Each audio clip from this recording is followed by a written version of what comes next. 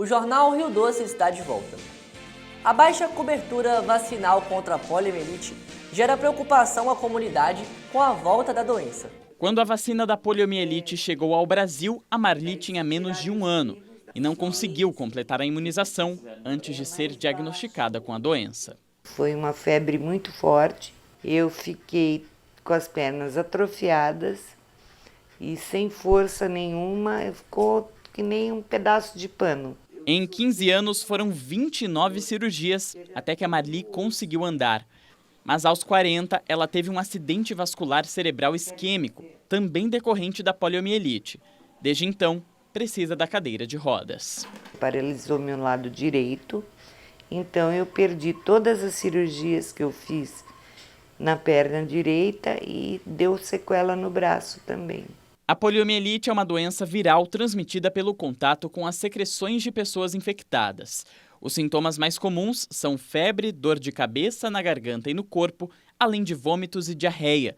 Mas a doença pode deixar graves sequelas. Você pode evoluir para aquela forma gravíssima, que é a forma da paralisia clássica infantil, né? Onde você tem uma progressão para uma paralisia dos seus músculos, né, do corpo inteiro, de forma assimétrica, às vezes uma parte mais do que a outra, e em alguns casos, infelizmente, pode evoluir para insuficiência respiratória. Aqui no Brasil, a poliomielite está erradicada há 34 anos, graças à vacinação.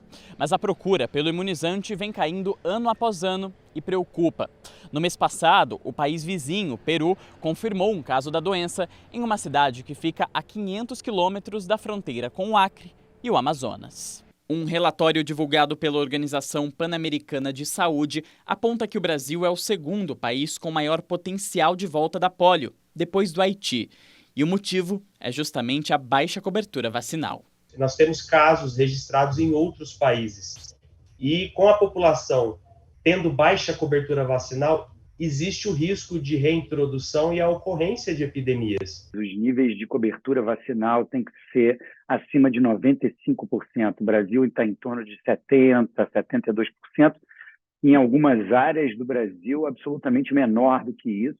O esquema vacinal contra a poliomielite é feito com 5 doses, 3 injetáveis aos 2, 4 e 6 meses de vida e mais 2 em gotas, com 15 meses e 4 anos de idade. Recentemente, o Ministério da Saúde recebeu uma nova remessa de vacina da polio para regularizar os estoques. O imunizante é encontrado em qualquer posto de saúde e é de graça.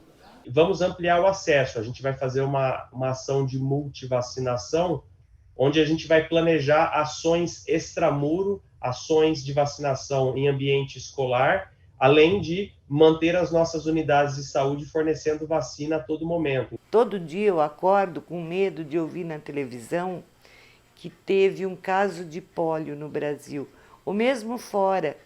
Dói no coração isso, porque é muito triste.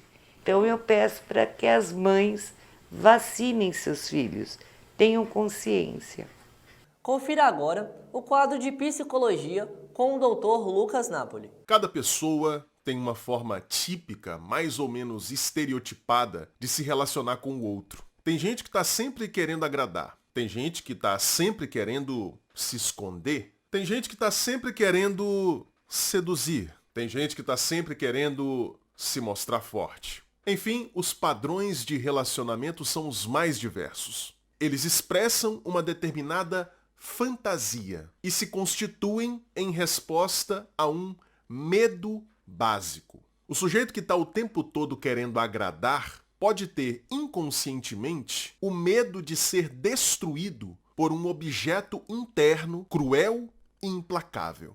Tal objeto mau se formou na mente dessa pessoa em função das suas experiências infantis. Ela pode ter tido, por exemplo, um pai muito agressivo e intolerante. O medo de ser morto, a princípio pelo próprio pai real e depois pela versão internalizada dele, muito mais cruel, esse medo de ser morto leva o sujeito, ainda na infância, a desenvolver uma fantasia. Trata-se de uma situação imaginária muito simples, que a pessoa acredita que a protegeria do perigo que ela tanto teme. Nesse exemplo que nós estamos analisando, a fantasia poderia ser expressa mais ou menos da seguinte forma: se eu agradar o papai, ele vai ficar feliz e não vai me matar. Como o pai real ele é introjetado, a fantasia passa a estar relacionada a essa versão internalizada do pai, que a gente está chamando aqui de objeto mau.